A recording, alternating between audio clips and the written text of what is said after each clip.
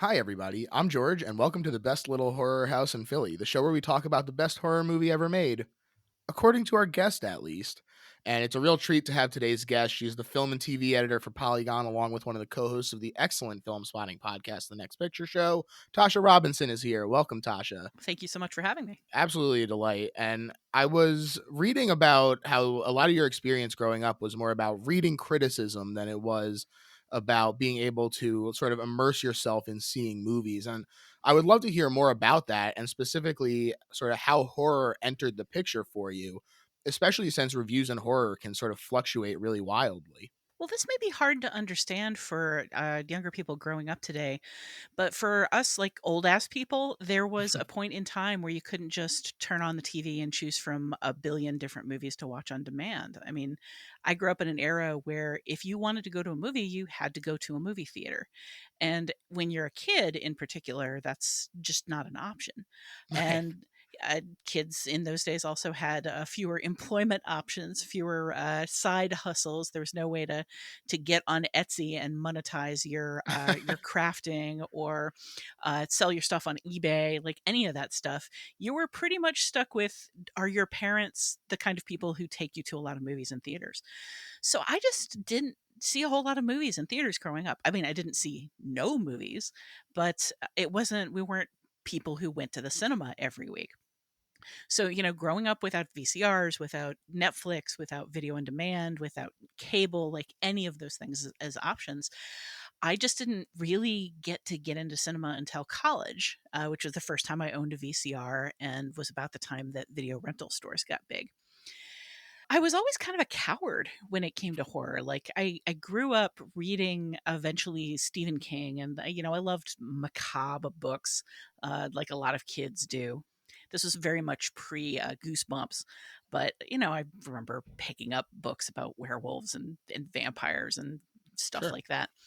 And I love Stephen King. I have a really visceral I have a really visceral memory of being maybe about 14, 15, and reading The Shining for the first time, uh, like alone in my room very late at night, and then just starting to get really creeped out by the fact that there was a door in my room, because I needed to pee, but the chances just seemed suddenly really high that if I got up Yeah. and opened that door, there'd be something horrible on the other side of it. What if there's a rotting lady behind there? I What if there's a rotting dude behind it? And what if there's a Yeah. naked dude behind it and Oh, he's man. hot and I go Oh, in for man. the Oh. move and then Oh. something. It just all sorts of horror. It's a confusing time. It's very confusing for somebody who's spontaneously a naked ghost in a suburban house hanging out on the other side of a 15-year-old's door. It just doesn't happen Certainly. that often. Definitely. So yeah, even when I started being a movie buff, I still wasn't a horror buff, and that honestly did not come until post college when I became a film critic. And I remember working at the AV Club and consciously thinking to myself, like, I can't be the film critic who's too scared to go to horror movies. You Yes. can't be a film critic and say, well, I like watching movies, but not documentaries and not comedies and not horror films. You can't be Right. picky that way. So I started watching horror for the job, taking assignments like everybody else. And for the longest time, I was still just scared to death of stuff that most critics would be like, yeah, okay, whatever. Oh, only three eviscerations in this one. I suppose that'll do. It's actually movies like the one we're going to talk about today that maybe start seeing the craft in it. That and working with people like Scott Tobias, my frenemy on the Next Picture Show podcast. We argue a lot about movies. And Noel Murray, another critic who wrote frequently for the AV Club, both just wrote really intelligently about horror. And one of the things that I'd never really seen or understood about horror as a younger critic or younger film goer is how societally important it is. How much your average horror movie these days draws from concerns floating around in the zeitgeist, how important catharsis is to entertainment. Like, I didn't see the need that these films were serving. When you grow up again, and your idea of a horror movie is like a Friday the 13th 12 or a movie like The Prophecy, you don't really see them as art. And as soon as I started realizing how much art there was in horror films, I started to get really, really into the genre. And I'm probably going to be playing catch up my entire life, especially right now when there's so much good horror out there. But it's a fun occupation. Yeah, wow. I'm basically in the same exact boat where I was a cowardly little lad, and I got really scared off by the It miniseries, especially the first kill being named Georgie didn't help, and so I was really freaked out by that. And my dad had a huge wall of Stephen King books downstairs, and so this was this looming reminder my entire life of how scary it was. But I started getting into film criticism, and you're right. You just like you can't just portion off part of movies and be like, I'm just not going to interact with this because you're missing out on so much. And even if it's not this just like directly in that movie, the influence that horror movies have in all the other genres that those directors might go on to touch, it's just ridiculous to assume that you are really absorbing like the state of cinema without like going into all of the different genres that it has to offer. So yes, basically all that to say, yes, I agree. Same. And I'm curious, you mentioned your love for The Shining. The movie we're talking about today features a ghost pretty prominently. I'm curious what sort of subgenres sort of draw you in, and if there's one that you're like, yeah, I'm really like gonna give this one a chance. It has a lot of goodwill going into it. Not really subgenres per se. I'm not really into gross out gore. I mean, I can appreciate the artistry that goes into, especially these days when so many up and coming horror directors, or really just up and coming directors, are doing movies on the cheap and they're really going back to practical effects. Yeah. Like I can appreciate a good head slushing. To think of a movie I saw recently that's a practical effect that somebody labored over, but for the most part, I don't particularly get off on gore. I'm not a gore hound. I like movies that are well constructed and well crafted, I guess. More so, like I don't care if it's got a ghost in it or a werewolf or a vampire or a psychological effect. Mhm. If it's about a madman or whatever, I don't care that much. I maybe gravitate a little more towards fantasy tinged stuff. I love me a Pan's Labyrinth, Mm. but I think ultimately what I want is something that makes me care about the characters. I love Cabin in the Woods, but for the most part, I don't care that much for horror comedy because horror Mhm. comedy tends to be very dismissive of the characters because you're meant to laugh at them and they're often also very disposable. Yeah. So I prefer serious horror. I often like horror with a psychological element or with a fantasy element, or best of all, both. But ultimately, all I'm looking for is something where I honestly care about the characters and care whether they live or die. Well, we definitely get that in the movie we're talking about today, which is 2002's The Ring, directed by Gore Verbinski. Now, I was still a boy when this movie came out, so none of my friends were going to see it. But what makes The Ring so interesting to me is the way that it really just permeated culture in a pretty incredible way, because not only did we still know about this movie, there were dozens of 9-year-olds running around hissing 7 days at each other like without having even seen it. It was just so in the zeitgeist and in the culture that it had trickled down to even us lowly 9-year-olds. Yeah, my now husband, then boyfriend, and I went to see it in a theater opening weekend, and there was something wrong with the projection. So the screening right before ours had been a little delayed. Mhm. So this usually doesn't happen. I was in a crowd of people standing in the multiplex, up against the walls, lined up, waiting to go into the theater the second it emptied out. So as a Mm. result, we get to watch a full theater full of people empty out, and all of them walked by us. And I have never seen a crowd look so shell shocked. People were kind of like muttering to themselves. They looked wrung out and haggard. And I turned to my husband. I'm like, "What are we getting into? Are you sure we want to do this?" And they looked traumatized. And it's a really interesting experience. It's like I often compare horror movies to roller coasters in that it's a kind of a canned, predictable setup experiments. You're not going to die, but for a lot of people, the experience is having that adrenaline spike feeling of, oh my god, am I going to die? And then you come out on the other end because it's a set course from the Yeah. beginning.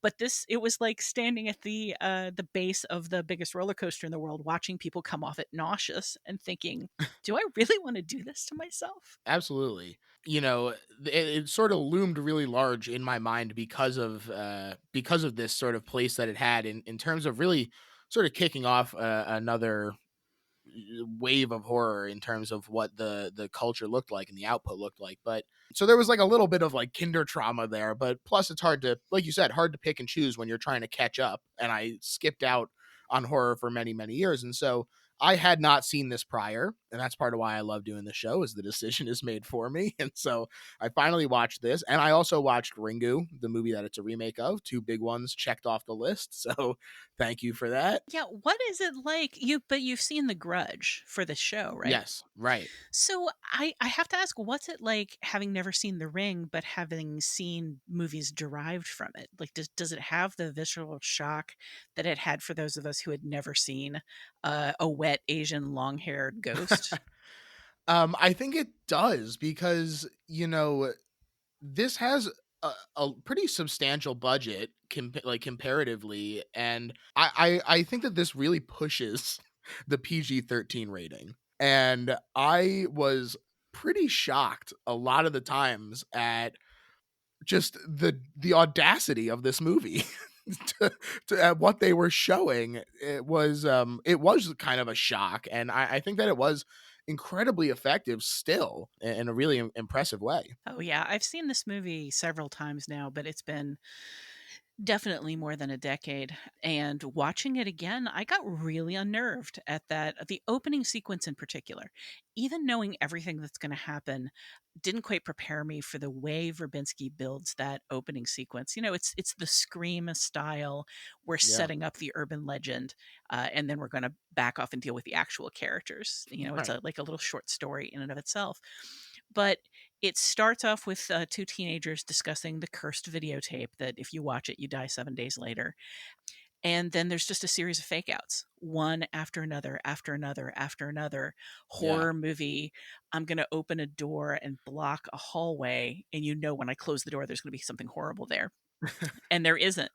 And then he repeats that exact same beat again later. And you're like, this Incredible. time it's going to happen. And just various things happen that in each case it's like, oh, here it comes, here it comes, this is going to be bad. Nope, Yeah. nope, just kidding. But it's both letting the audience in on kind of a joke. These kids are talking about an urban legend, and you feel that you're going to see it play out, and you get to see them be terrified and be mock terrified and mock each other for being terrified and then be really terrified, and it's just layers and layers of in joke, and yet at the same time it just keeps building tension because you Yeah. keep waiting for the shoe to drop and it keeps not dropping. Yeah, it has to eventually, and the longer that he keeps playing with those expectations, the more intense that payoff is finally gonna be. It's great. What a great opening sequence. Hmm. Like I said, this is a remake of the Japanese movie Ringu from 1998, which is itself an adaptation of the book from 1991. Ringu was hugely successful, one of the 10 highest grossing movies in Japan that year. Notably, it beat The Matrix at the Hong Kong box office that year as well. And Ringu found a foothold here in the US as well. And between this and The Sixth Sense and The Blair Witch Project releasing in 1999, we sort of saw the beginning of a pretty distinct shift away from the like Kevin Williamson style 90s slashers and these stale franchise entries that were kind of getting pumped out to this more minimalist atmospheric horror that tended to have a pretty strong supernatural bent, which I think, these waves come and go. I think that in the grand scheme of things, the wave that this sort of kicked off is a pretty good one. Yeah, it definitely kind of like brought back the idea of like the well constructed horror movie where you care about the characters, which is Yeah. one of the reasons I love it. But it also really heavily capitalizes on sound design and on jump scares. and Mhm. and to some degree on PG-13 grotesquerie. Like there's a fair bit of really unsettling imagery in here, but none of it's essentially based in sex or violence. So, it doesn't feel like a hard R movie at all. It Yeah. barely feels like a PG-13 movie, except for the emotional impact it has on you. Yes. And, the idea of grotesque child murder. Yeah. Right. Certainly, on that level, it can unnerve. And one of the people that Ringu connected with was DreamWorks executive Mark Sarian, who called up two other executives, Walter Parks and Laurie McDonald, and he said, "I've just seen the scariest movie I have ever seen in my life. You have to see it right away." And when they all did, they decided it would be perfect to remake. And DreamWorks had just produced Verbinski's feature debut, Mouse Hunt, which was a decent sized success. It made 122 million worldwide on a $38 million budget. Not bad, especially considering that it went up against Titanic, which is famously one of the biggest successes in the world. And so, based on their established relationship, along with his focus on visuals, they sent him a copy of the tape for Ringu, and it grabbed him immediately. And he described it as avant-garde pulp, which I really like that description of it. Oh yeah, for sure.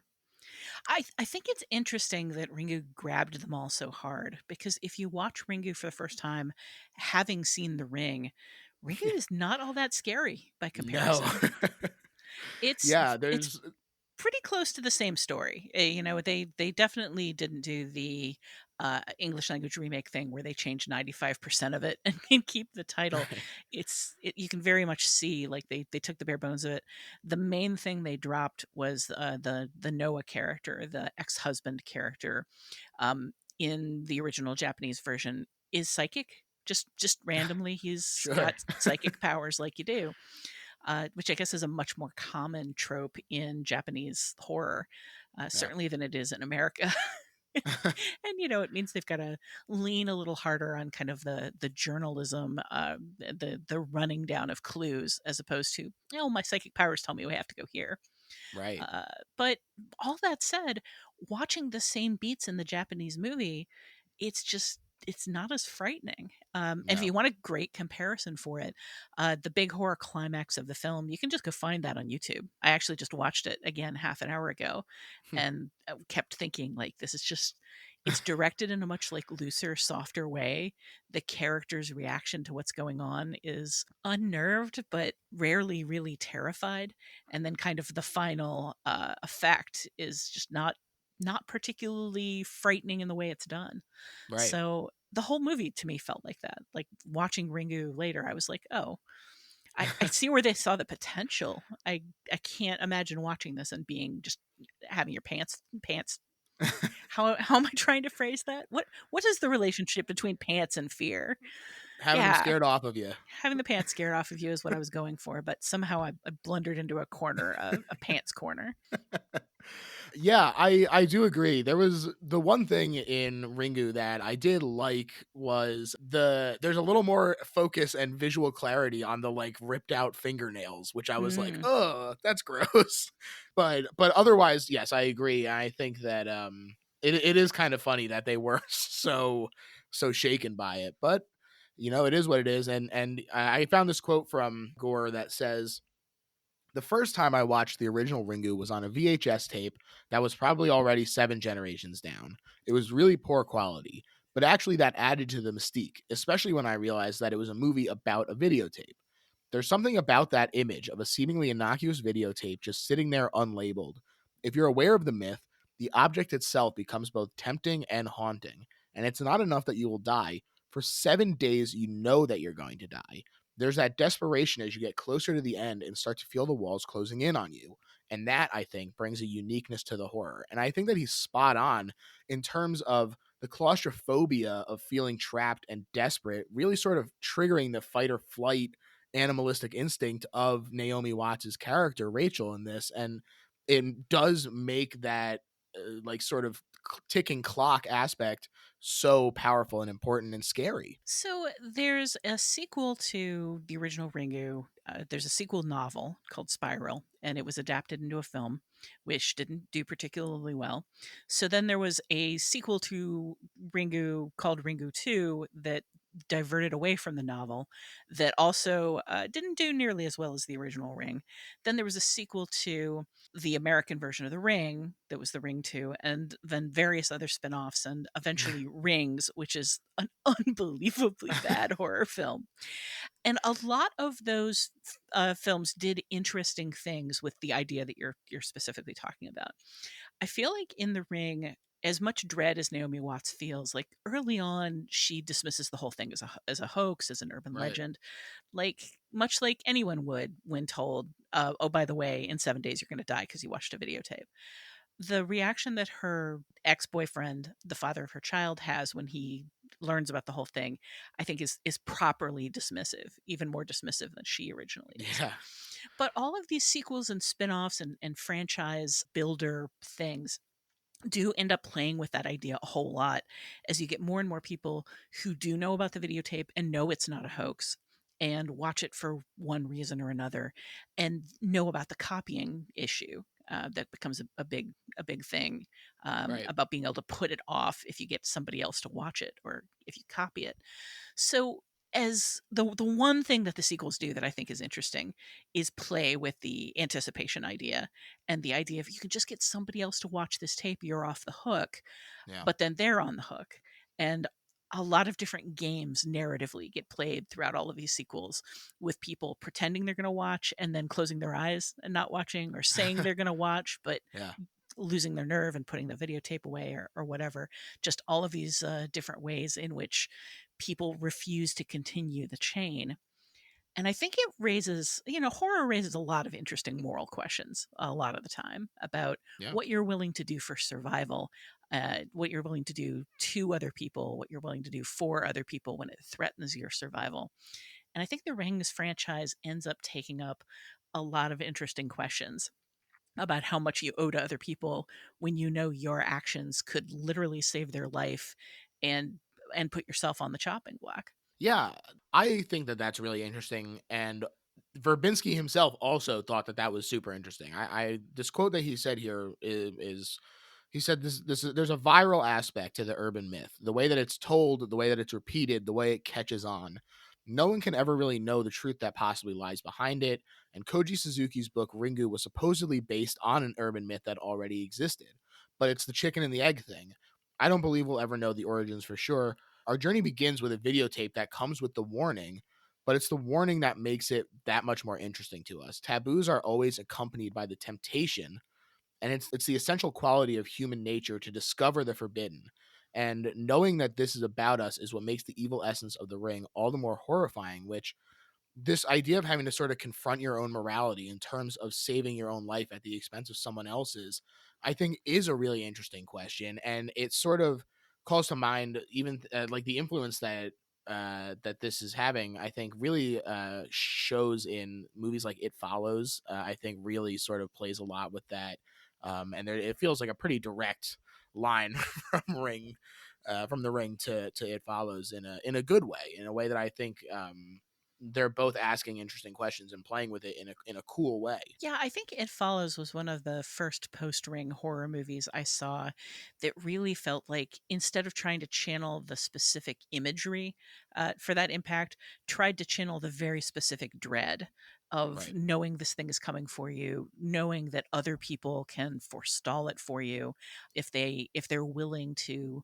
take the plunge, knowing that in the process of doing that, you're putting their life on the line in place of yours, and just also the inevitability of the thing. I like It Follows an awful lot.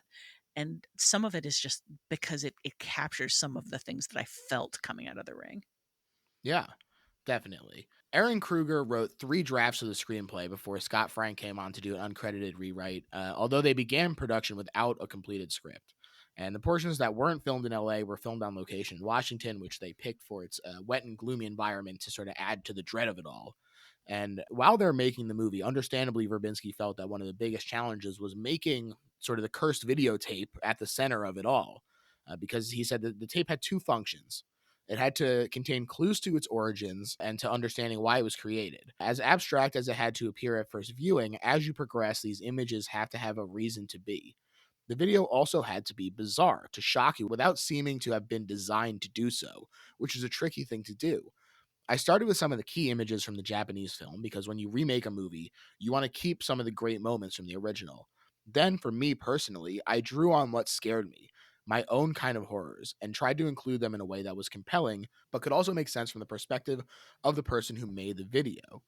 I'm a big fan of horror films, but there are ones that simply shock you and there are ones that operate more subversively. These have a particular psychological manipulation going on that the viewer is not completely aware of.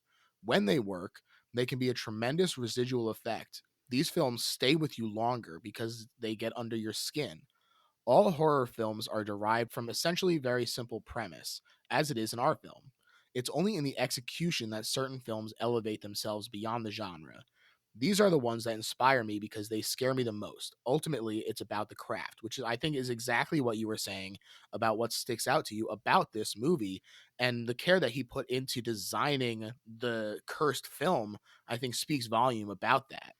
Oh, for sure. I mean, Noah, the ex-boyfriend character, kind of passes the whole thing up as very student art film. And it is in a way, but it's really unnerving on first Yeah. watch. It seems so nonsensical, and yet you're looking at close-ups of wet eyeballs and writhing bugs and writhing naked human bodies and severed body parts, just all of these things piled up on top of each other. This is one of the areas you can also go to YouTube and just watch the Japanese version of that videotape. And it's nothing. It's a Yeah. bunch of people standing around in black and white. It's not particularly weird or unnerving or scary.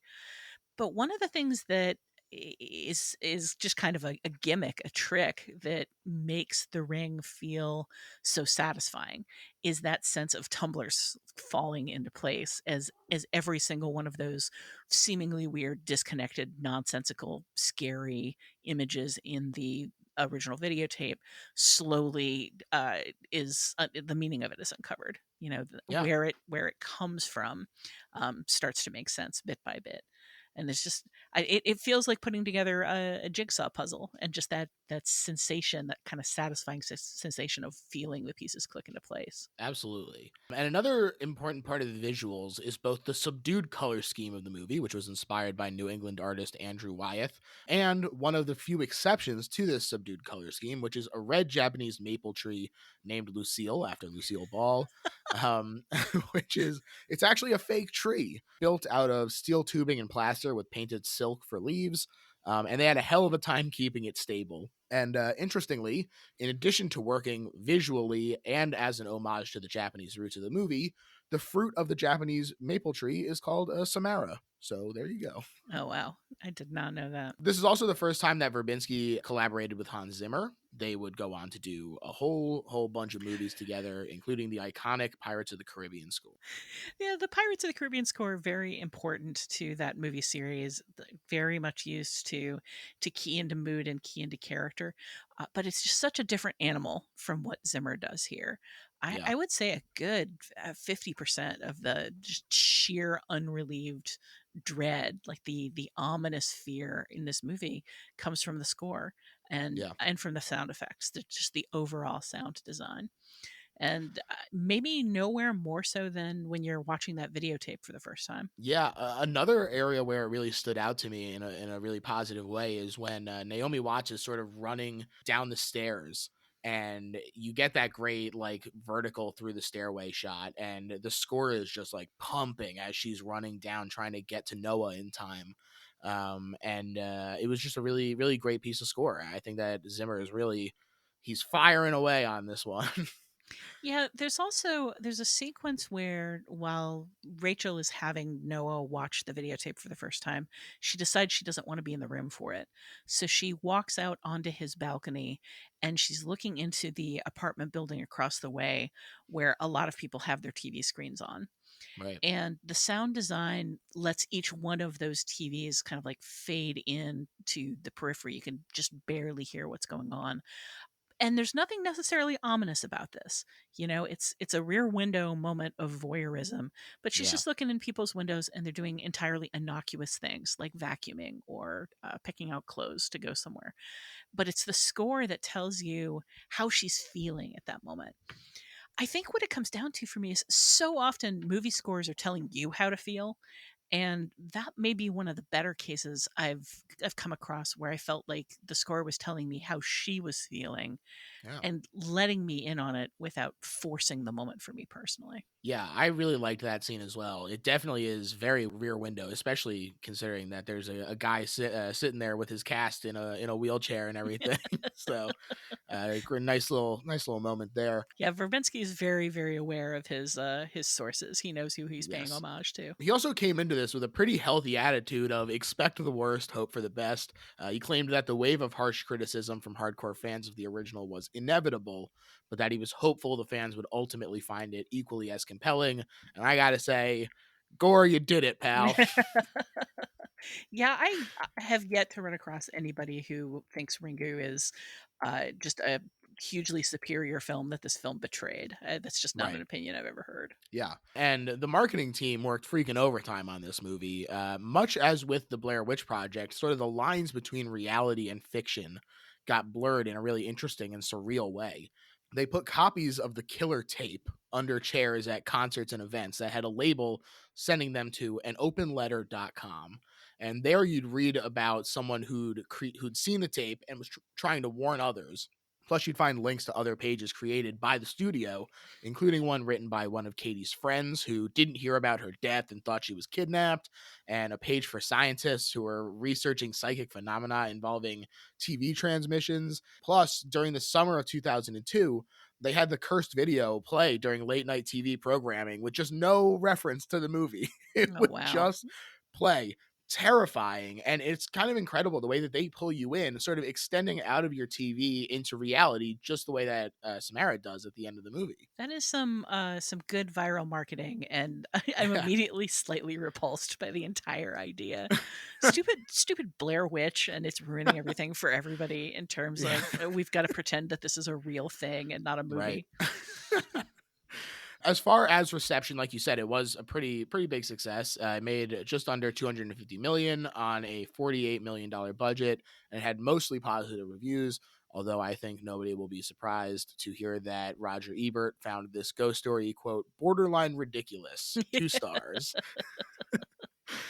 Oh, Roger. Yeah, that man, he did not like his genre films very much, but that's okay. And, this reception made it the highest grossing horror remake ever until It Chapter 2, or It Chapter 1, excuse me, dethroned it in 2017. So that's a pretty big honor. Wow, is it Chapter 1 really considered a horror remake as opposed to just an adaptation of the same property? I That's sort of a strange way of looking at it, I think. I mean, I guess that you could say the same about The Ring, though, with the book that Ringu was based on. Yeah, that's fair. You could say that this isn't an adaptation of the movie, and it's an adaptation of the book. I did read Ringu and Spiral when I was on my just like a super hardcore post Ring, uh, all things Ring kick. And as with so much translated Japanese literature, like I've read a fair few translated Japanese pop novels, just because I'm always a little obsessed with the with novels that become movies, with the transformation from one to the other. Back at the Sure. AV Club, I used to do a laboriously detailed and very boring to everyone but me column about the transformation that movies go through on their way to that books go through on their way to becoming movies. So I read all of the books, and the translations just come across as very flat. Mhm. There's not a lot of prose life to them. They aren't that interesting. So I strongly suspect that Gore Verbinski was looking at the movie, definitely for some of his visual inspirations, very Right. specifically, in addition to the blow by blow story plot descriptions. I kind of doubt that the director of it was looking back to the that TV version, which, however much it scared you, I did not think that the TV adaptation was all that great. No, no, I think that if I had not been a very young child when I saw it, I think it probably wouldn't have affected me quite as much. But I'm willing to say, okay, this is still the highest grossing horror remake of all time. Then, in that case, I mean, it's not up to me to dictate who labels sure, what, so right? I'm not going to push on it. But it does strike me as a little odd. Yeah, hey, I certainly see your point. It is a bit of a watershed movie though, because like I said, it was a huge crossover hit for horror fans. And The Ring kicked off this J horror craze in the US, an increase in general demand for Japanese horror in the US, along with a boom in importing and access, huge from both an archival and fan base standpoint. But in addition to the new fascination with already made Japanese media, it created this sort of indelible shift in the studio output that I talked about, where Hollywood started cranking out Asian horror remakes and J horror remakes in particular like crazy based on the success of The Ring. It was basically one per year for J horror, including The Grudge in 2004, Dark Water in 2005, Pulse in 2006, One Missed Call in 2008. So no 2007, but Don't Look Up in 2009, and then Apartment 1303 in 2012, and in 3D, I might add. And then, depending on your inclination, you could also kind of lump in the 2014 Godzilla as an Americanized J horror movie as well. And Aronofsky's Black Swan isn't a direct adaptation of anything, but it has a lot of influence from Perfect Blue. He even bought the rights a decade earlier to make sure that he didn't have any issues with specific scenes that he sort of took a lot of influence from. And that huge list that I just went off on doesn't even include remakes of Asian horror films from other regions like The Eye from Hong Kong and Shutter from Thailand. So huge shift in the output of American studios. Yeah, and to some degree, I feel like it improved horror just in a permanent and ongoing way. I think that a lot of these, like the Japanese movie traditions in particular, were just drawing on like a pluralistic society's idea of ghosts and spirits in a Mhm. way that America just never had. And a lot of America's horror tended to be very prosaic, coming out of Psycho, but not as smart as Psycho, just kind of dealing with the idea of a person goes crazy and runs around with a knife. Right. And adding the supernatural element in, I think, enriched the symbolism an awful lot. You can make zombies stand in for a lot of different societal ills, creeping and spreading societal ills. And you can make ghosts stand in for an awful lot of symbolic ideas about memory, about Yeah. grief and loss, about crimes or sins that we've committed that just won't go away. There's just a lot of richness in there that you look back on a lot of early American horror, and you see exploitation films and rape revenge films and crazy slasher movies, and not nearly as much as of this kind of like rich, weird, symbolic spiritualism. I'm Right. all for the J horror boom and the import horror boom in general. I just I wish that so much of it hadn't come with this identical imagery of, Yeah. the drowned ghost, which is a very like deep-seated piece of Japanese lore.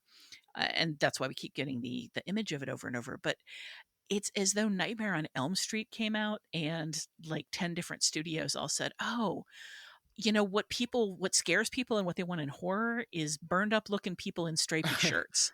We Like, gotta have a dream demon, from everybody. now on, put every demon and every ghost in a stripy shirt. That's what scares people. So yeah, the little boomlet that followed that of drowned ghost American movies, and again, of many of them remaking, Dark Water, and The Eye wasn't a drowned ghost movie, but I always come back to it because the remake was such a weird bomb. Yeah, it was pretty different from the Japanese one, if I recall Yeah, for correctly, as well, sure. right? Yeah. But Dark Water and The Grudge, the returning to just this very specific imagery, kind of blunted it a little. The desire to have specifically ghosts and spirits played by acrobats capable of like doing bizarre feats of running around Yeah. on their hands and feet with their backs arched and their stomachs towards the sky and their heads turned around the wrong way. Like, it just became a repeated image that kind of took away a little of like the sheer unadulterated horror, like just pants wetting. We're gonna go back to pants Yeah. horror that I experienced the first time I saw The Ring. Yeah, it does sort of feel a little like a photocopy of a photocopy of a photocopy kind of thing where you get these diminishing returns, but there's no denying that The Ring was hugely influential. And, I think it says something about the fact that they never really got any better than the one that kicked it off. Yeah, that's fair. The Ring is also, it plays with a lot of pretty familiar tropes, and one of the big one is the creepy kid. There are a lot of creepy, unnatural children in both American horror films and maybe just every country. Maybe we're all a little Everyone's freaked unnerved out by by kids. children. Yeah, They're weird little dudes. They're weird little dudes and dudettes for sure, for sure. at the best of times. But the actor that plays Aiden, the little boy, David Dorfman, is just. I mean, he's right up there with the kid in The Shining, as far as I'm Yeah, concerned, for not necessarily naturalistic in his performance, but believably childish and believably creepy at the same right. time. He has a very expressive face, and the fact that they deliberately make him a little weird and a little precocious, I think, Yeah. helps explain his behavior. But rewatching this film, every time I rewatch this film, his expressions and his big, startled, like knowing far too much eyes are always Yeah. kind of part of the element that creeps me out. Yeah, definitely. I think that he's really good in this. I also think that they do a good job of kind of balancing it where, he is a creepy kid, but they still make him likable enough that you are worried when he's in trouble and that you are like, I understand why they're fighting so hard to protect him and everything. I mean, I laughed. I found it very charming every time he called Rachel Rachel. And I thought it was very cute and I thought that he did a really good job of kind of balancing that weirdness and being put off by his mediumness with making him a character that you don't mind having around. How so many times movies are sank by child characters who are annoying, even if it's annoying on purpose. It's still not necessarily something that you want to spend time experiencing. Yeah, for um sure. so I think that this does a really great job of finding that middle ground. Yeah, that detail of him calling his mother Rachel, like never anything softer or more familiar, is something I think that it's interesting, and I just respect the film for never blinking on it. Usually, Yeah, when you set something up like that in a film, it's so you can have a big sentimental moment at the end where he finally calls her mommy. right at the And end. no, film doesn't blink on that. No way. And there's a lot of aspects of the script here. Like, we never get an explanation for him calling her Rachel. We never find out that she asked for it. We never find out if she has a problem with it or if she has always been fine with it. Like, a lot of things about their relationship are undefined. And similarly, her relationship with Noah, you're a good chunk of the way into the film before you find out that they definitely did have a romantic past, that Aiden is their kid, and it makes a lot of sense out of the sort of weird tension and dependence between them. I really like that relationship a lot. It's so unusual in cinema. They don't ever sit down and explain, here's our history, here's how we Right, feel about each other now. You're left to take all of it from the uneasy way they act around each other, from the way she's very clearly jealous when she sees he has another woman in his life, but not jealous enough to like say anything about it because she knows she doesn't have the right to. right, She calls on him when she needs help, but she doesn't ever lean on him. She doesn't look for him like for physical support from him. There's a lot right. of little complexities in that relationship that I just really appreciate. Like, all the more so because they don't bog the film down, because they don't ever bother to explain them or talk to us about them. They're just the realities of their fairly complicated emotional life. Yeah, I like that relationship a lot too, and I think that that's one of the areas that really improves over Ringu. In that, I think that when the Noah equivalent sort of enters the picture, he really does tend to take over a little bit in a way that sort of shoves the Rachel equivalent to the side a bit. And I just think that they do such a great job of, like you said, sort of communicating that relationship that they have in other ways, in the ways that they sort of are uncomfortable when his employee slash girlfriend slash partner in crime shows up, and yeah, it's spectacular. We're gonna take a quick break, but we'll be right back to the show. Hey everybody, George here, and I wanted to tell you about the membership drive we're doing for the best little horror house in Philly Patreon.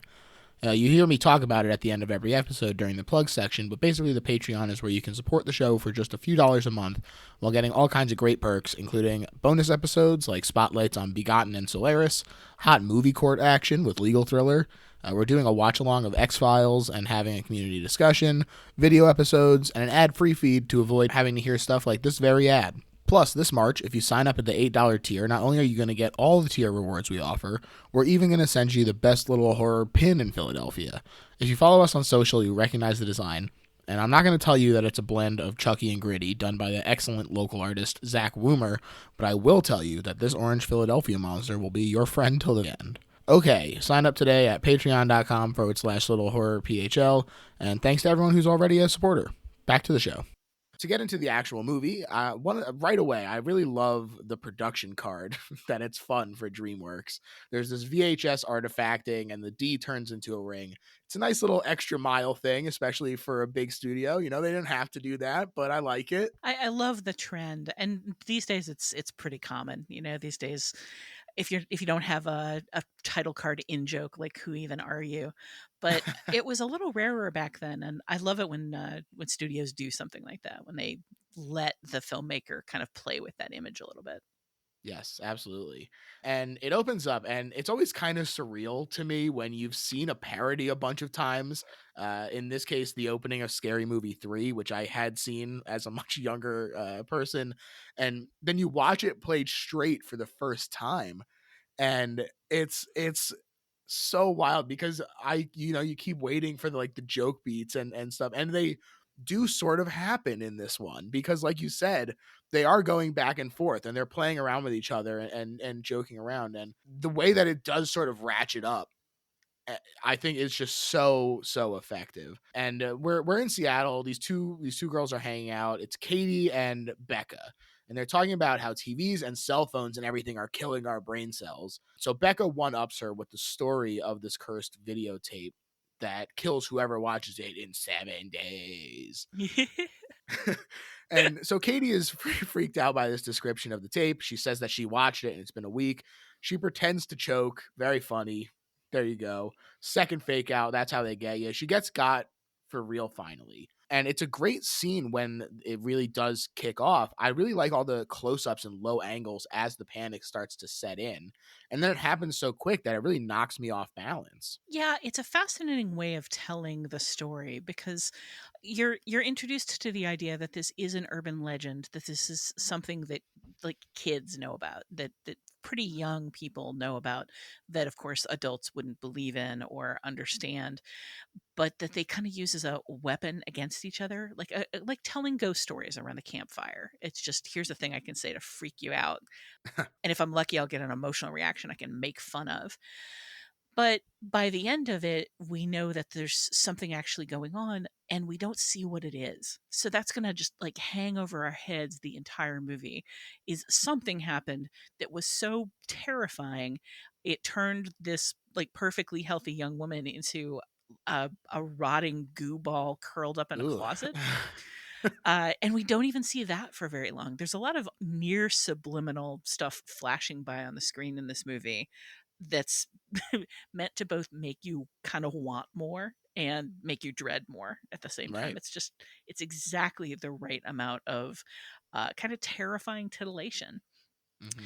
And that whole sequence is basically setting you up for, uh, something horrible is going to happen, but you didn't get to see it, which means you didn't have to see it, and now you have to think, do you want to see it? Of course you want to see it. No, you don't want to see it. That's right. That's the essence of horror. The thing that you Inside you dread are two seeing. wolves.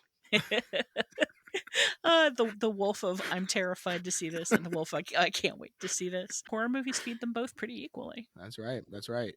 And we finally cut to a schoolroom. It's this really harsh cut where Katie's aunt, Rachel Keller, played by Naomi Watts, who I adore Naomi Watts. I think that she's great. I feel like I'm one of the few people who liked the King Kong remake. I love Mulholland Drive, and she's just really spectacular in this as well. It's interesting. I assume just from some of the trivia that you're bringing in that you ran across the putative casting list, the people that they tried to get to play this role, who I turned it did. down. And I think it's really interesting that Gore Verbinski has been out there saying, like, oh no, I wanted unknowns. I wanted people who didn't have a whole lot of, movie experience, because I wanted people to be able to discover this, and I wanted it to be able to feel mysterious. And at the Right. same time, like, they asked Jennifer Love Hewitt to play the central role among other people. Putting the Who in Jennifer Love Hewitt. Yeah, but no, I think that that's really interesting.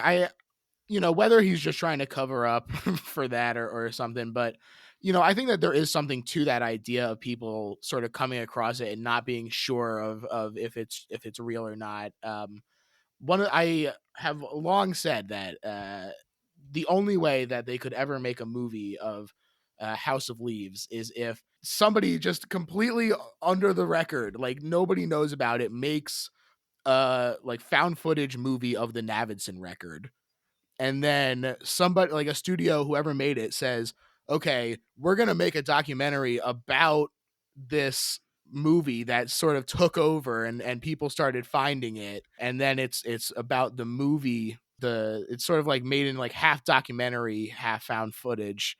It would be very elaborate, basically, is what I'm saying, but the only way that you could do it is by really letting it build up steam and pick up on its own, which is, I think, what Gore Verbinski is trying to do here. So you'd be trying to kind of use the inset film to represent the like the super meta textual, like, this is a book Right. that you're reading that's full of book elements aspect of House of Yes. Leaves. That's a wild idea. Look, studios out there, call me. Are people ravening at the gates for an adaptation of House of Leaves, though?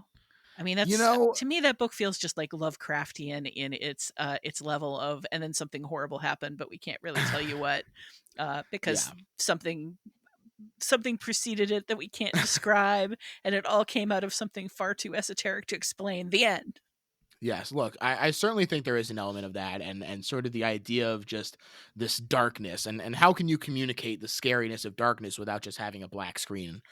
And maybe it is unfilmable. Maybe it is an unfilmable book, but I don't know. I just feel like, so I have a very tiny House of Leaves tattoo. It's the word house in blue, and the two reactions that I get, first and foremost, I get people asking me if I love House MD, which I do like that show, but that's not what the tattoo is for. Oh, that's amazing. And the second reaction that I get is people just being like, "Oh my god, House of Leaves. Yes, wow, look at this. I have one too.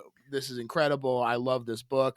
And so I feel like there is sort of a fan base who would be really interested to see an adaptation of this book. Maybe I'm just trying to manifest it, but I That's don't know. incredible. You don't get people thinking you're, like, a fan of the Japanese horror film or the 1980s haunted house horror film. I wish, I wish that that was the case. I would tell them similarly. Yes, I do love that movie. But yes, that was a big digression, basically, to say that I love House of Leaves, and I have ideas out there, Hollywood. Let me know. But so we finally get to Katie's aunt, and we hear her arguing with her editor before we see her. Which, this stuff is all very fun. I love the scene of her at work later when he like tries to fire her, and she's like, "I'm not fired. I got too good of a story cooking." And how quickly he goes from, "No, seriously, you're fired," to, "Well, what's the story?" Right? And she just blows him off. Oh It's yeah. certainly understood from that, I think, that she's willful, that she probably has had this relationship with him for a while. I don't take his attempts to fire her particularly seriously at all, but Right. About as seriously as she does. yeah, but you definitely get the impression that, he has issues with her cockiness, and she just responds to them by doubling down on being even more cocky. Yeah. And I think it sets us up pretty nicely for the contrast when she starts getting really unnerved by the videotape. It's kind of important to have already had her set up as kind of a hard-bitten, practical person. Yeah. Maybe that's why her son calls her Rachel, is there's just sort of this distancing effect of, there's not a whole lot of soft maternal elements to her, and there's Hmm. definitely not a lot of, girly, like, easily frightened elements to her. So when she starts getting really visibly unnerved, it's got to be a come down from this level of cocky confidence, that shows us exactly how afraid we should be, as Yeah. opposed to if they hadn't done the character work, you might just think, oh yeah, she's kind of a coward, huh? Yeah, absolutely. And she's there, she's picking up her son Aiden, and the teacher shows her a bunch of drawings that he's been doing lately of Katie in the ground, which is creepy, but Rachel kind of brushes it off until it's revealed that Aiden has been drawing them since before Katie's death, which is a pretty good, like, ooh, creepy moment. Horror movies have gotten almost as much mileage out of small child draws creepy thing as it's gotten out of just small child is creepy in general. It's Hell yeah. such a trope. It's still fun. Yeah, I still have a nice time with it. I want to, like, my low key life goal is to get out of movie criticism and just become a person who draws extremely crude childish drawings for movies to represent horrible things going on, cuz that's about my level of drawing skill anyway. So if it's just a matter of like scribbling circles on 1,000 pieces of paper to represent a disturbed child haunted by the ring, I'm pretty sure I could do that. Hey, someone's gotta.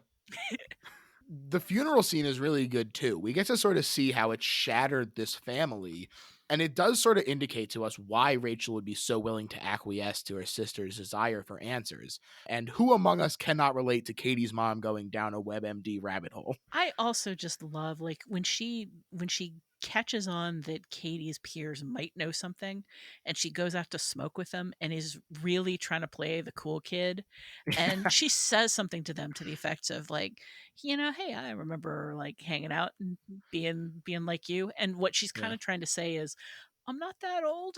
I'm really not that old. I'm not that We used to different from go up you." and smoke dope. Yeah, it was like real cool how we used to smoke the reefers in my bungalow, and You they guys just, got a spare jazz cigarette for me? hello, fellow kids, and they give her all of the contempt that it deserves, but at the same time, they tell her some useful information because they're so wigged out, Yeah. because they're so unnerved and upset and frightened, and they let it slip a little bit, but you can still Yeah. feel that teenage contempt all over them, and it's great. Right. Yeah. It's almost like they're looking for an authority figure to tell this to. They want someone who's older than them who can be like take charge of with it and not like to get it off of their plates. Yeah, and it's not like the average adult is going to listen to a 16-year-old who says, "Well, she died because cursed videotape." No, certainly not. We also get our first glimpse of the aftermath, which is pretty grody, and I like that they do kind of just deliver it as a quick cutaway. Um, Also, one of the things I liked is that one of Katie's friends is a very young Adam Brody, I know, right? credited as male teen number one, but his name is Kellen, so that's fun. Yeah, one of the fun things about watching movies like this on Amazon Prime is just the X-ray pop-ups that Yeah, happen, and when that popped up as Adam Brody, I kind of had a moment of like, "Oh my god, here he is in yeah, larval form." It's like hell seeing yeah, Kevin Bacon pop up in Friday the 13th. Just like you yeah. can't believe he was ever that young and floppy haired. That's right. You know, it happens every now and then. You get your Joseph Gordon-Levitt is in one of the Halloweens. Josh Hartnett is in H2O. You know, every now and then. Paul Rudd, of course. Halloween has a lot of them. Yeah, Paul Rudd hasn't changed since back then though, and I really want to That's know true. That's true. what attic he's keeping that portrait in. He's part of the cult of Thorn. That's why it's it's helping him. Basically, yeah, like you said, she starts chatting with them. They reveal that Becca is in a mental institution now, and the rest of the teens who watched the tape all died the same night with the same disfigurations, and as we'll learn shortly, at the same exact time to boot. It's also sort of piecemeal doled out to us that Aiden is a bit of a medium, although since he's just a kid, more like a small, am I right? No, I'm not crediting that pun. You get no points. That's all right. I made myself laugh, and that's all that matters. But he sort of gets these flashes of what happened and wanders upstairs where Rachel finds an address for photo development. So he sort of leads her to the next step. And she picks up these pictures and finds pictures that are one, freaky and have all the faces all distorted, but two, indicate where they were staying. So, nice writing there to have it all working double duty. Yeah, it's a nice effect too. It looks very, Hmm. very cheap and easy to throw a Photoshop smear tool on top of people's Morph. faces, but boy, is it unsettling. You know, Yeah. it's interesting how easily people's faces can be taken into the uncanny valley when you just distort something, and the Yeah. fact that they're all distorted in different ways, I think, just really, really helps make it unsettling. Yeah, and the fact that we see them trying different cameras and everything, we see them have piles of photos that all have the same effect. It's just done in a really effective way for something that does seem pretty simple ultimately. Rachel goes to the inn that they were at, and she's drawn to the unmarked curse tape, and she stays at the cabin that the kids did to investigate. And she watches the tape. We get a good look at that Japanese maple. It looks really, really good as the red light filters into the room, and it makes it super creepy in contrast to the heavy, heavy blue green tint that has sort of been the look of the film thus far. This is a real grimy movie. Yes, certainly so. And like we said, this tape is appropriately freaky, and it does pretty effectively communicate the story before you see the investigation pan out. Although that might just be like the Kuleshov effect in action. We're all just like, yeah, there's a thread here. I mean, the music is telling you it's a threat. The her reaction is telling you a threat, and that videotape is creepy. It's just Yeah. straight up unnerving creepy. Yeah, absolutely. And the tape ends and Rachel gets the call. 7 days. Click. Great ticking clock. We gets all Majora's Mask on him. Thursday, dawn of the first day. My old colleague Noel Murray started a film review once, and I wish to God I remembered which horror film it was for, but it was something to the effect of there is no film in which a title card reading day one is ever boded well for the protagonists. And No, definitely not. that is just inevitably what I think of when we suddenly usually it starts earlier in the film, but the fact that that's when we get our first day one ominous Yeah. title, it's very helpful because it'd be hard to keep track otherwise, but it is a little heavy-handed. It's a little pretentious. It's a little laughable. Still really effective. Yeah, and I will say that because I'm a dummy, I really like that in comparison to the Japanese one, which just has the date, that this is just like, okay, this is day one, this is day two. Like, No, spell it that's out for me. I'm an that's American. right. I need That's my hand absolutely held. right. This is when Noah, Rachel's ex and Aiden's dad, comes over. He enters the picture here because she wants his help with the tape specifically. He works with film and with cameras and everything, and so she's really using him more as a technical resource than an emotional resource, which I think is very interesting and helps to set their relationship off on pretty equal footing. Yeah, I think when you very first see them together, he comes across as just a colleague from the newspaper, Right. potentially. And for all we know, that's how their relationship started in the first place. Maybe at a different newspaper. Maybe that's why he's not around where she's writing. Like maybe she came up in the ranks and moved to a different paper. I really kind of like films that give you all of these little rungs to hang a very plausible story on, but Mhm. don't actually give you like the LinkedIn resume of Yeah, feels like like there's a world. yeah, exactly. You have all the pieces here to put together a story that makes sense for the two of them. But when you first see them, it could be just she drops in on her her photographic expert, her dude who knows photos, and it's only slowly that you begin to understand that there's more there. Right. And so the reason that she wants his help is because her face is now being distorted in photos as well.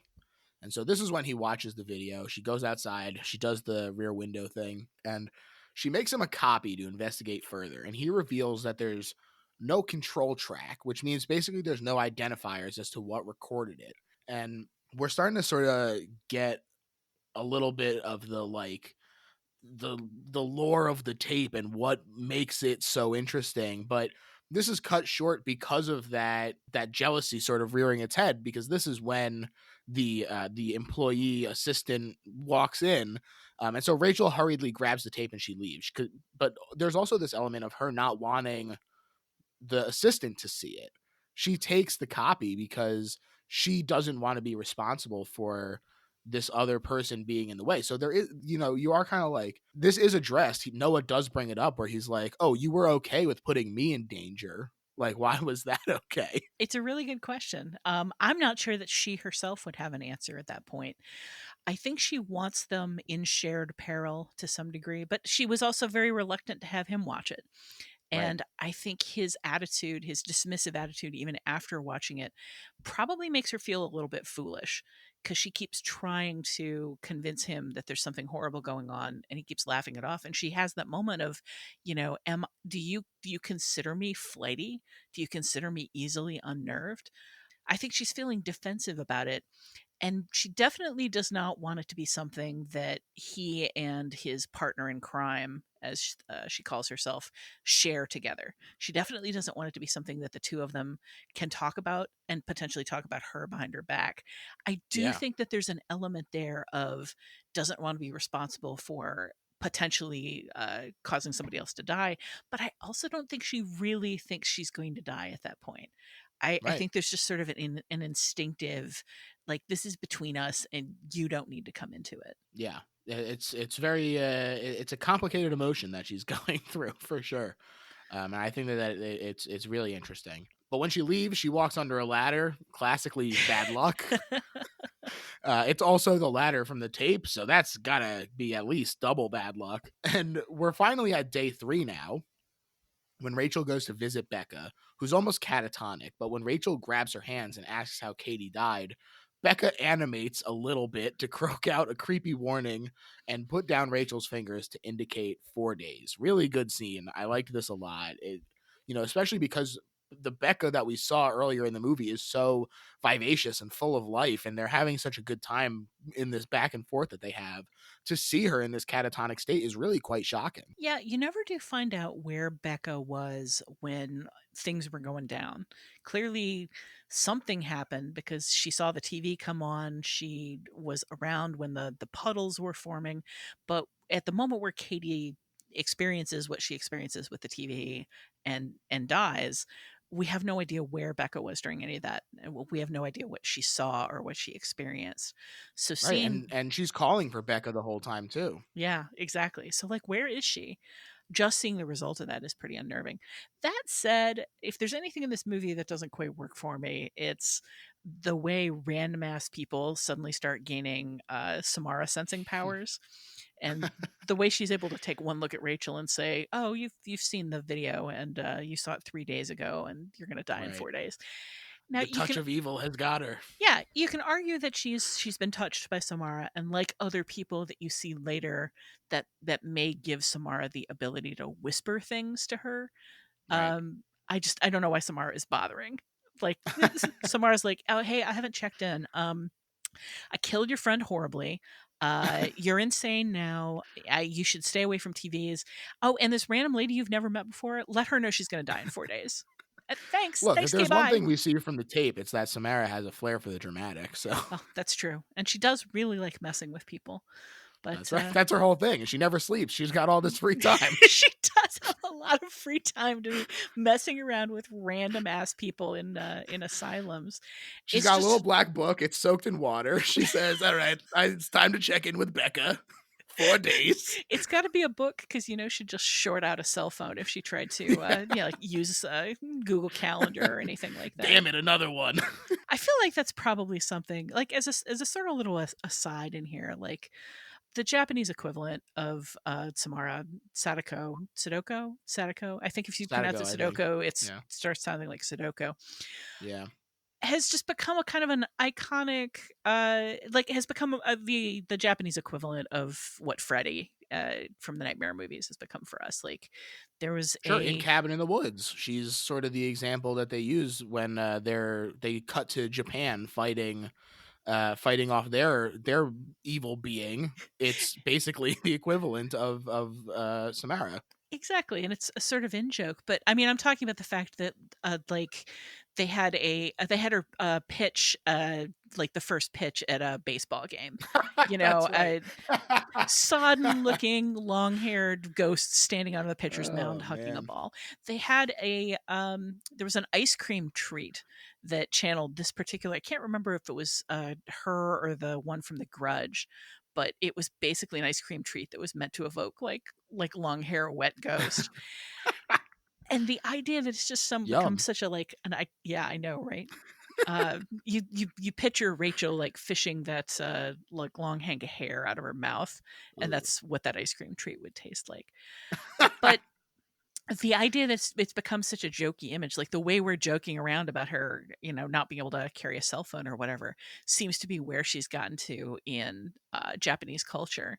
And I don't think we've defanged her quite as much in America yet. No, not quite. It's funny. I think that the comparison to Freddy is really apt in terms of sort of the jokiness, and maybe there's something to play with there, like New Nightmare, in terms of utilizing that as a jumping off point. Who knows? They did sort of do a little bit of that in Rings, the most recent one, which, as I say, was terrible. Right. If you're looking for what happens when they new nightmare this story, that's the movie for you. But There we it's go. not done very well. Ugh, that's a bummer. But yeah, so Rachel, she gets a hold of some analog video tracking equipment and she stretches the view to see that there's a hidden lighthouse in the tape. This is the Yaquina Head Lighthouse in Newport, Oregon, built in 1873, and it's still active, plus genuinely supposed to be haunted, which is a nice little touch. Hmm. And the fly stuff pays off finally. This is so great. I love this fly a little bit. It's really gross and creepy. Her nose starts bleeding as well. I just think it's so good. It's a really weird detail, the business with the fly. I don't know what it means in terms of Samara's powers or anything we understand about her, but it is a legit creepy moment. I guess it mirrors what happens with Samara at the end, Yeah. sort of, in a way. But The yeah, maggots turn to flies. I guess it's just like an association with death or something. yeah, it makes sense. I like Yeah. the fact that like I have a big hobby horse sometimes about fantasy movies, science fiction movies, horror movies, not establishing what the rules are to the Mm, point where it stops being scary because you're like, can they just do anything? Are they just going to right. do anything? This just feels arbitrary. And there are a few things in the ring that feel arbitrary, but they're so genuinely unsettling that it rarely sits poorly for me. And that fly business is definitely one of those things that, like, I'm not sure how this fits into that neat puzzle that you're building, but okay, I'll take it. Right. That's right. That's right. Hey, we'll take a fly crawling out of the screen. She digs deeper, Katie or Anna. No, Rachel. Finally got it. Rachel digs deeper, pulling out larger and larger books, eventually linking the lighthouse to the woman in the video who she discovers is named Anna Morgan, a prize winning horse breeder who killed herself when her horses started getting sick and drowning themselves. Spookily, this stops when she dies. And that night, we finally get this scene that you were talking about where Rachel is on the phone when she starts choking and she pulls out what initially starts out as hair and it kind of turns into an ECT hookup and it's she's pulling it out of her mouth. It's like a damn wizard pulling ribbons out of her throat the way that much she has to pull out. It's really gross. And there's also blood leaking out of the receiver. Just another really great eerie scene. And another scene of, okay, what are the rules here? Okay, I don't care. This is also unnerving. I don't care. The rules are you pull an ECT meter out of your throat. You can really, man, as I don't know if that was done with CG or like a sequence of practical shots or what, but you can She's got really really good at sleight of feel hand. you can just really feel how viscerally unpleasant it would be if you've ever gotten a hair stuck a little too far back in your throat and had to pull it Hmm. out. Like, you can just feel what it would be like to have to pull a hank of hair out of your mouth Yeah. like that. Yeah. So viscerally disgusting. Not ideal. Not ideal. Excuse me. If you start pulling hair out of your throat, I'm out of Oh here. no, it's happening. Rachel hears a noise and she goes to investigate, and we see the girl from the tape soaked in water and hair draped in front of her. And it does this great scare where she grabs Rachel and her arm is all rotting. And Rachel wakes up and she thinks it's a dream, but she has a mark where she was grabbed. Again, sort of like touched by this evil presence and everything. One of my least favorite horror tropes is, it was all a dream, but was it? Uh, I'm not sure that it's necessary. Mm, It gives us some good shock imagery here, but the fake out dream sequence is just, oh, it's so corny. It's such a corny horror element. And There's so many scary things happening in this movie. There's so many things that have already happened that are terrifying. Mhm. I just don't know if it's necessary to throw in one extra scare that's like, "No, it wasn't real." But yes, wait, it was real. Whatever. Yeah, you know, I think that there's a lot of truth to that. The one thing that kind of saves it for me in this movie in particular is maybe it's just because of linking Naomi Watts and David Lynch, but I think about how he talks about movies and TV as dreams. And I think that the way that Samara is like exists in this movie and the whole thing is her sort of crossing that barrier.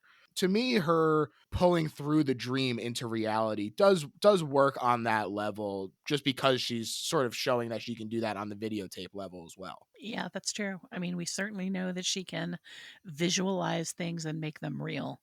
Yeah. And if that's your one power, it's a pretty flexible power. It can be used in all of these different horrifying ways. But more importantly, and perhaps even more scarily, Rachel catches Aiden watching the tape that night. He says he couldn't sleep, and he wakes up. He watches it. She freaks out, and now for her the stakes are even more real because if there's even the possibility of it being true, she doesn't want this to happen to her son.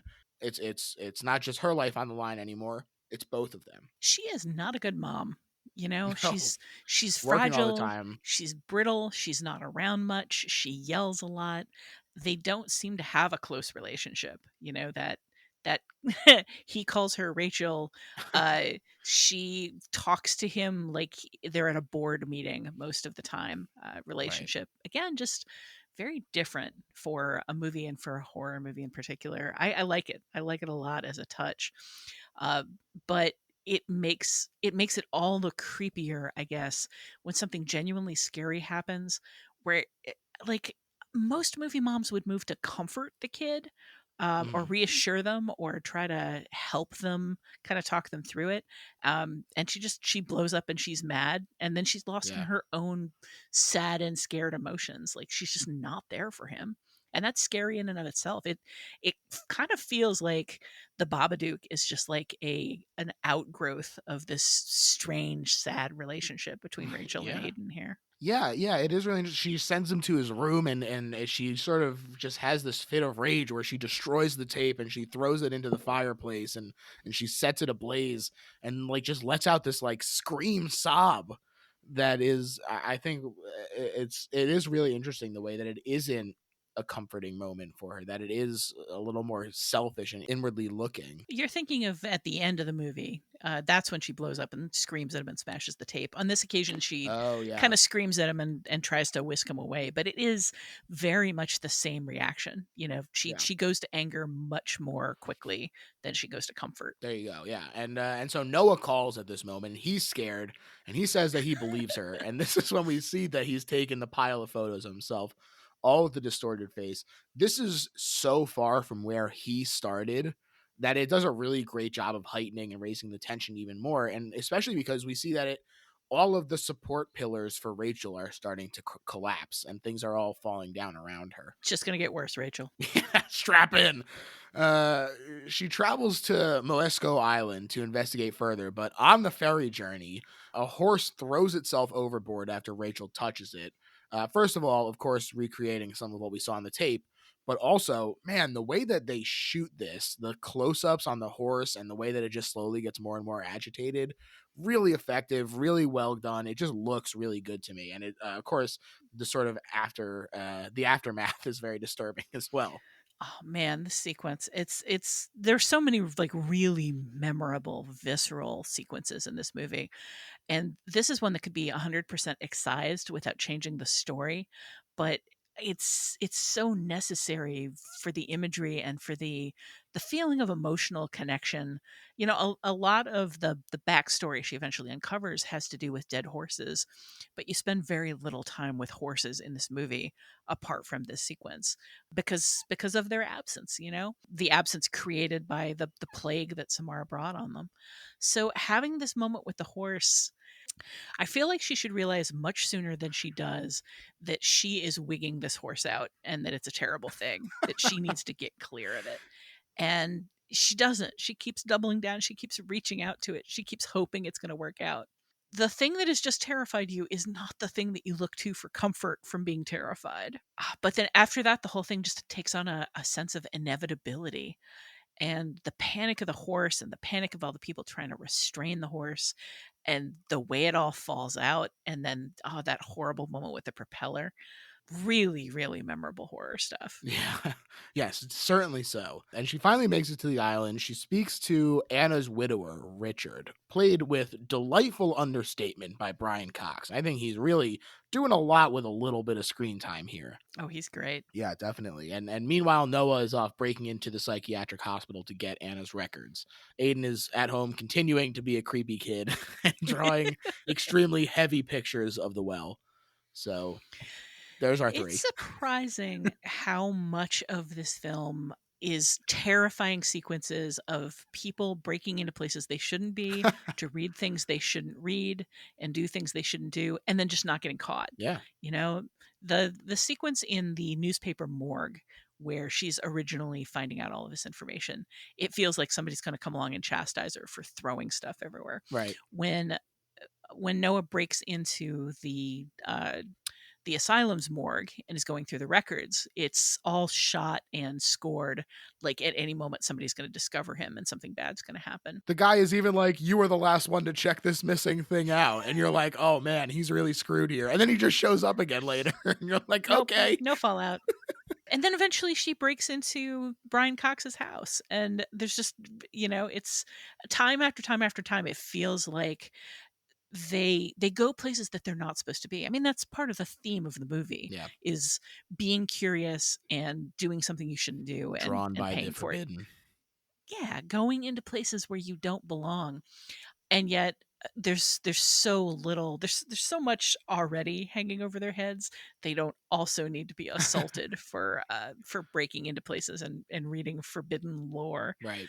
But the film gets a lot of mileage out of break-ins and forbidden lore. Right. And they both separately discover that Anna had this adopted daughter, Samara, who lives in a dark place now. But when Rachel tries to talk to Richard about it, he denies that she exists and says, "What is it with you reporters? You take one person's tragedy and you force the whole world to experience it, spreading it around like a sickness." And I think that kind of ahead of its time in terms of the way that social media wasn't nearly what it is today, but we do see the way that negative engagement with news media and just social media in general, that's what people engage with. And it does spread a lot faster when you're being negative than when you see positive stuff, just because it gets more of a reaction out of people. And there really is a kind of dreadful fascination with tragedy that leads us to seek out a lot more tragedy Hmm. than is in any way mentally healthy for us. Yes.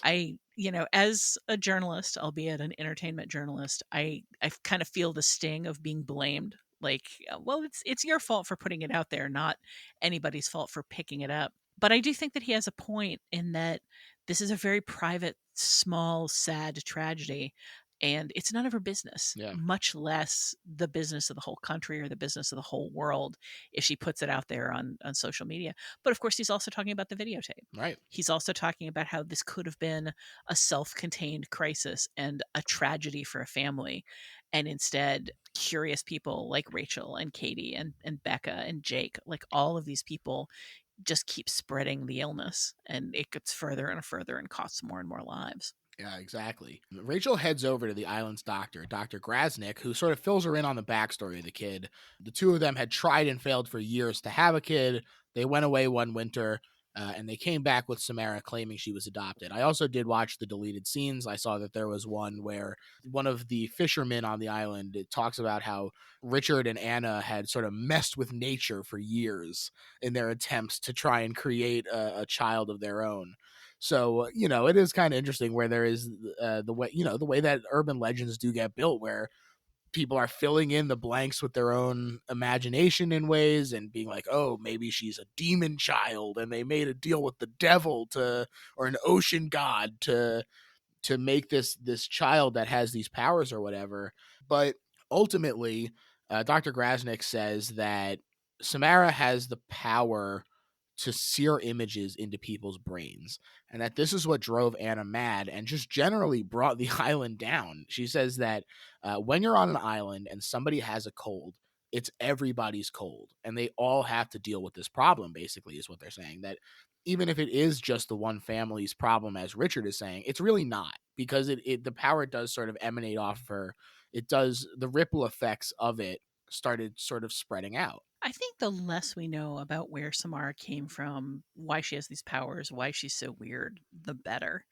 Yes. Because it really is a very, very rich vein in folklore of childless people wishing for children and ending up with something supernatural. And sometimes it's a good, warm, emotional, supernatural thing. You know, sometimes it's the Peach Boy, and sometimes it's some sort of dreadful thing that answers.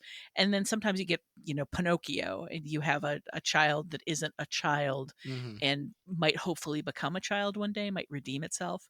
Hands My Hedgehog is another good story like that. Just these stories of things that aren't human and might become human or might take humans down with them. Yeah. So, acknowledging that bit of folklore without explaining it is 100% the right way to go here. Yeah. I think it's a great decision that they deleted that scene for sure. But of course, like typically, as with all things, like the sequel's got to dig further into it, dig further into the Of past, course. and dig further into the meaning, and dig further into the folklore, and expose a bunch of stuff that we didn't need to know. Like Yeah. I like the mystery here. Absolutely. I totally agree. Richard and Anna ship off Samara to the psychiatric hospital, and as far as the doctor knows, she's still there. Rachel goes back to the Morgan farm, and the door is open, so she just walks in. A nice shot of her in the mirror as she enters, of course, mirroring the video. And she finds a box of Samara's medical files, including a certificate of live birth and a videotape of Samara in a psychotherapy session where she says that she can't control her abilities and that she doesn't want to hurt anyone, but that she knows Richard doesn't love her. Uh-oh, there he is. It's interesting that he keeps that videotape in the player. Like Mhm. one wonders, is it just sitting there and he's never watched another videotape since, which would not be surprising, Yeah. given the things Samara can apparently put on the TV? Or does he go back and revisit it? You know, is it just him poking his old wounds over and over? Yeah, picking at the scab. Either one of those answers is sad and disturbing, and they're equally plausible. Yeah, and he hits her really incredibly hard. And he says that Samara is never going to whisper in his ear again. And then he kills himself brutally. And Noah meets up with Rachel, and we get another look at Brian Cox just floating in the tub. And this is really where I was like, I cannot believe that this is PG-13. This, like, that would have devastated me as a 13-year-old to see this dude floating in the tub like that. It is really gruesome. They get over it so fast, though. They both kind of do one of these, like, "Oh, that's horrible." Okay, so what have you learned?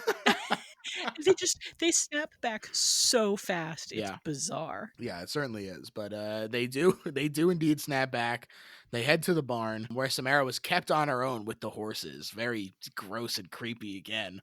And they find behind the wallpaper an image of the Japanese maple tree burned into the wall, just like Samara was able to do with brains and x-rays. And so it all sort of comes together here.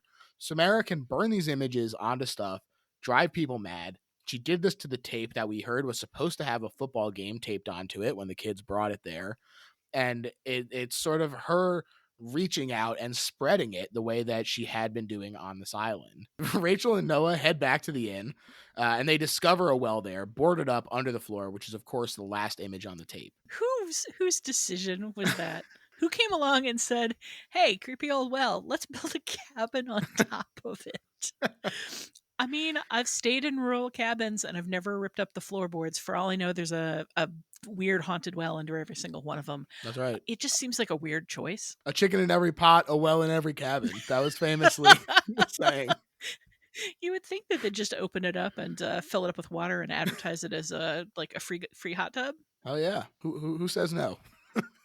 But they're investigating this well. Obviously, they're like, this is creepy as hell, part of the videotape. But while they're focused on it, the room starts to come to life behind them. Very good, very creepy. More of these great close-ups. And a swarm of flies bursts out of the well and the commotion slash Samara's powers cause a shelf to break and a TV to fall and knock Rachel down the well. Very appropriate, of course, that the TV is finally the thing that pushes her over. That said, all right. So I'm glad that something happened to push her into the well, and she didn't. The first time I saw this movie, and every single subsequent time I've seen this movie, having forgotten what happened, I've kind of had a. She's going to go down that well. Why would anybody do that? Why would anybody in their right mind make that choice? Oh no, she's Take the not going to choice choose to. away. But that said, the whole process of the bolts unbolting and the screws unscrewing and the nails slowly sliding out of the floor, I'm stuck in a Final Destination movie. This Mm, is exactly what they look like. These sequences of things undoing themselves yeah. leading up to these Rube Goldberg disasters, and it's a little hard for me to take seriously. Yeah, look, I I genuinely love the Final Destination franchise. They're very silly. They're very silly. You go to them for the spectacle, not for the like, wow, I'm so scared for these characters. Oh, And for sure. I think that it is kind of an interesting choice, but I do think that it is played pretty straight in this to a way that does at least give it a little more gravitas for me personally. I mean, the Final Destination movies vary a lot tonally, Sure, and sure. they're a really good example of that kind of thing where the first movie in a franchise can be scary, and by the time you've gotten to the third or fourth sequel, it's a joke. Yeah. You know you don't care about these 5 is characters. good You again just though. all you care about is what ridiculous, elaborate way they're going to die in. Right. But having seen too many of them, again, it can be hard to like loop back to something earlier that wasn't meant to be in this vein, but now looks different. Yes, definitely. While Rachel is down there, she finds scratch marks on the walls of the well and a fingernail, which is pretty fucking horrifying if you ask It's me. pretty bad. The top of the well moves itself and sort of seals Rachel in there. And while she's inside, she has a vision of Samara's death. Anna suffocated her and shoved her down the well, where she died 7 days later. And the titular ring is the sun leaking in around the well cover. It all slams into place just like the well cover did itself. It is such a good image after everything that we've been through. Just having this image flash itself subliminally on the screen over and over, having Rachel actually say to Noah, "I think before you die, you see the ring." The choice of what the ring is, what it means, is just it's one of the most indelible horror images I can think of in cinema. Yeah. That feeling of it's like the end of The Vanishing, the moment where things fall into place too late for the character is certainly what it feels like in that moment. Yeah, absolutely. And it's very unnerving as well. And it's not made better by the fact that Samara's corpse bobs to the surface and rots in Rachel's arms. I really like how Naomi Watts plays that. It's almost like she's burnt out on terror Hmm. to the point where, she is now sympathizing with a rotting corpse. That's how far she's come through all of this in understanding what Samara went through, and it's actually a tender, touching moment Yeah. with a rotting corpse. It's still gross. It's gross, but it is touching. But it's gross. Well, it's certainly touching her. Yes, that's part of what makes it so gross. And Noah yells down to say that it's past sunset and that she made it through the 7 days. Hooray, we did it. End of movie. Happy ending. Yeah, it really feels like that's what they're setting up. And the cops come and they tell Noah and Rachel that Samara will get a proper burial. The two of them go home. It looks like they might even get back together. Everything is hunky dory until morning comes.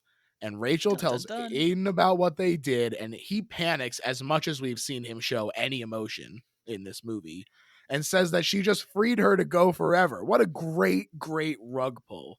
This is so fun to have this shift. And we're all like, it's playing on our expectations. We're all like, great, the ghost is finally at rest. This is going to be the conclusion. And Aiden is like, what did you do, you idiots? Again, just one of the great all-time film reversals, film Mhm. twists for me. And it's the look on his face after all of the things he's been through, how little emotion he's shown, just him finally taking on the burden of dread that we've seen in everybody else in this movie. Just that moment alone, it's so unnerving. Yeah, it definitely is. Noah, meanwhile, is back at his place and he gets murdered by Samara, who continues the tape, emerging from the well and then crossing through the TV set as well. I thought she was going to be slow. She's moving pretty damn quick. She still has the artifacting on her as well, which I think is a nice touch visually. It's good stuff. I think that it's a nice thing because we've seen the tape sequences so many times that when it continues for this first time and we see her sort of coming up out of it, it really does feel like a shock, and you're drawn in immediately to oh no, what's happening next. Yeah, having seen this multiple times and having seen so many horror sequences and horror parodies derived from it, it's lost some of its shock value for me, but I can still appreciate the artistry of just how much she does not fit into the world. Yeah. She's black and white when the world around her is in color. She's so clearly and visibly saturated and rotting. She literally is a drowned corpse. And the way she moves is strange. The way she's a video effect is strange. The way she has the artifacting in the real world is strange. The way she moves toward him and judders and flickers and isn't where she was a second ago Mhm. is just deeply, deeply alarming. I don't have the dread of it that I used to. That when I saw it in the theater, I went home and literally couldn't sleep. Couldn't close my eyes, kept having an image of this thing for whatever reason, not crawling out of the TV, but crawling out of our washer dryer. Just that Even round portal worse. into darkness. I did not want to go down into the basement because you'd have to step into this room where this round hole into darkness was definitely going to manifest a That draft fills with house. water too. It's the perfect setup for Uh, it. thanks for reminding me. Still a creepy image, but at this point, taking a step back from the anticipation and the worry and the dread, just the ominousness of it all, Mhm. I just look at it as a really, really well put together piece of film craft. Yeah, certainly is that. Rachel gets to the apartment, but she's too late to save Noah, and she's freaked out by the disfigured corpse. Hell of a scream by Miss Watts there. Really, it's very powerful, and it sort of, you see how this has really finally struck home for her. This is the first time it's hit someone really close to her. It's also a really nice bit of teasy misdirection in that she knows that she does not call out to him once she enters. She realizes that he's dead. She can't help but go to look at him anyway, and it's still worse than she thought, and she shrieks. But we don't get to see what his face looks like. It's as she's moving up towards him and reaching out for the chair, it's the end of Psycho. Yeah. It's we're anticipating that chair spinning around to reveal some sort of rotted horror, and in our mind, because we've seen it once, we know exactly what it's going to look like, and it doesn't get revealed. She just looks at it, and we get her reaction and nothing else. And it's a great bit of misdirection and a great bit of anticipation, making you visualize it for yourself. And then, like 2 minutes later, Yeah. Gore Verbinski just slices in an image of what it looked like. Like, He's okay, like, nah, I got you. I got you. you've had your anticipation moment, you've had your wigged out moment, you've had your imagination rolling wild moment. All right, now I'm gonna just shove it in your face. Like, Yeah. I really appreciate both of those choices. Yeah, it's a really great little moment. I was like, oh man, I'm a little disappointed that we don't get to see it. And then he hits you with it, and I was like, oh, Gore, you've done it again. She leaves it there, and we see his assistant girlfriend going up. That's going to be a hell of a sight for her to walk in on. Yeah, what a hell of a weird move. I understand that she still does not want to talk to her ex's girlfriend slash partner in crime, whatever the heck she is, but hiding in a corner to leave that poor woman to go Ooh, deal with what's upstairs. That's cold. you're kind of cold there, Rachel. Yeah, but yes, like you said, this is when she goes and she destroys the original tape and she throws it in the fireplace, and she's trying to figure out why she was spared. When it clicks, it's because she made the copy, which Aiden watched, spreading Samara's pain, which is her goal, really, ultimately, all along. And as we get a glimpse of like we said, we get this glimpse, and Rachel decides that she's going to help Aiden make a copy for himself. And he asks what's going to happen to the person they show it to. Rachel doesn't answer. We close on the well, then static, then one last little start with a few spooky images like the horse eyes all playing at once. Roll credits. Great stuff. Well, he asks her what happens to the person that we show it to, and she looks into the camera because we're the person she's showing it to. And there literally were in that long ago theatrical viewing. There literally were people walking out of the theater talking to themselves about like, or well, talking to each other. Yeah. I didn't see anybody like full on glazy eyed talking to themselves, but talking to each other about, so are we going to die in 7 days? Like I literally heard somebody say that. The movie invites you to wonder to yourself, like, of course it's not true. Yeah. But what if it's true? At the beginning of the movie, they all say the same thing. Well, yeah, of Right. course it's not true. But this movie deliberately leaves you walking out the door thinking, but what if? Yeah, and I think that this is the kind of thing that will only get better as it becomes more of a physical media thing and like the stumbling across a tape or a disc of it or whatever and feeling that as it sort of becomes a little more lost to the ether of time and people start to forget about it a little bit and people come back to it and they say, oh my god, I just watched this crazy movie and it was all about how you watch this tape and you die within 7 days. And you almost see it sort of taking on a second life as it ages in a really cool way. Yeah, I'm all for it. I'm all for people rediscovering this movie outside of the giant bolus of J horror, outside of the hype around it, I guess, and just discovering it as a horror movie. Yeah. As with pretty much all horror movies these days, I worry that it'll look corny and silly and disjointed if people are watching it the way they tend to watch movies these days. If they watch it on their phone, Mhm. in chunks throughout the day, like when they happen to have 10 minutes on the train or Yeah. whatever. Such a sadness. You think you've watched a movie on your cellular phone. Get real.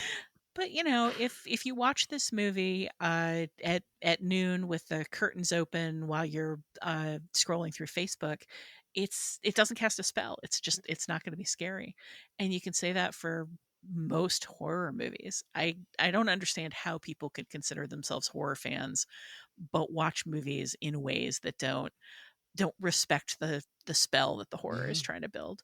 And this movie, more than anything, just strikes me as it's building a picture one piece at a time, and you got to watch it, you got to pay attention, and you got to watch it all linearly, and you got to turn the lights off and let Yeah. it do its thing. Absolutely, and if you put in that little bit of setup, I think it works super effectively. I like the way it ends. There are a few deleted scenes that address what might happen. One where Chris Cooper is a criminal that gets shown the tape, and another one that I think is a little interesting where it ends up on the employee picks shelf of a video store, sort of playing into that second life that we were just talking about. But ultimately, I do really like that it just kind of cuts and leaves it a little more ambiguous. I think that it's really great. And now, Tasha, we reached the point of the episode where we sum up why this is not just a good horror movie, but is in fact the best horror movie ever made. And I'll let you start things off. Well, I'm going to cavil on this because I was actually super relieved to see that you had a lengthy library of episodes under your belt here. And I didn't have to choose between, is The Thing a better movie than The Shining? Do I love Cabin in the Woods more than I love? I forgot what else was on the just sort of immediate short list. There's a lot of really good films in your list, Yes. and I was glad to see each one of them eliminated from the list. But when I found out that you'd never seen The Ring, there was just immediately no question on my mind. For me, this movie is it's just about airtight. Like every element of it, the acting, the visual design, the cinematography, the score, the script, the progression, the pacing, the editing, the jump scares. I find jump scares tedious and Yeah. cheesy. Like Lazy. they work on me, but they're easy and boring. Yeah. They work here. Every element, I think, of this horror movie works, but it's also interestingly symbolic. It's also got just kind of a rich story about how information spreads and how tragedy spreads, and how willing we are to pawn our disasters off on each other to keep our own skin safe. I think that this is a really rich text in its way, but it's also an exciting and fun and scary experience. I think it's a great piece of just like pop entertainment, but also a great piece of film craft. So I'm going to say, with the gigantic asterisk of 20 other horror films you've already covered, that this is the best horror film ever made. Hell yeah. I think that this is the best horror movie ever made because I think that it executes so incredibly well on what it's trying to do. I think that Gore Verbinski was the exact right choice for this because his focus on visuals are so important. It's absolutely integral to this movie that the imagery be scary and be interesting and draw you in. And I think that that's exactly what he's bringing to the table in a really indelible way. I think that the choices like having that blue green tint to a lot of it and being set in the Seattle area and having those deep greens and blues contrasted with the bright red of the Japanese maple is so evocative and so powerful. And like she says, it really like sets the room on fire. And none of that exists, I think, without Gore Verbinski really coming and bring his own sensibilities to this. And it's taking a great ghost story and really improving on it in a way that I think is really great. I think that sometimes having quadruple the budget of the thing you're based on can help. Who knew? And I think that the actors are doing a really good job in it. Like we said, the creepy kid is such a hard thing to pull off, and they strike that balance. Naomi Watts is doing a really great job. Brian Cox, I thought, like I said, I think he has like 4 minutes of screen time, but he does a lot with it. Ultimately, the fact that this did permeate the culture in such an interesting way and affected me personally as a kid without even seeing it, and then for it to still hold up all these years later, I mean, it's got to be the best horror movie ever made.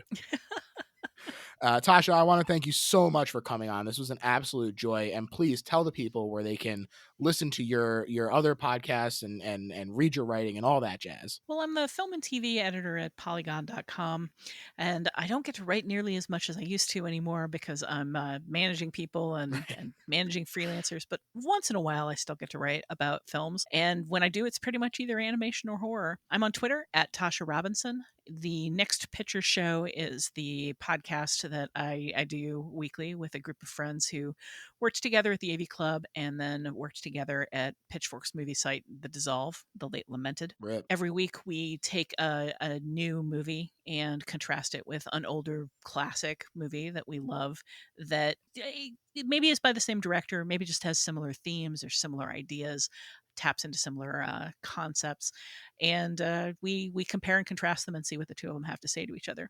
So you can find that by searching for Next Picture Show on Stitcher or Apple Podcasts, wherever fine podcasts are sold. Probably wherever you're listening to this, you can find it.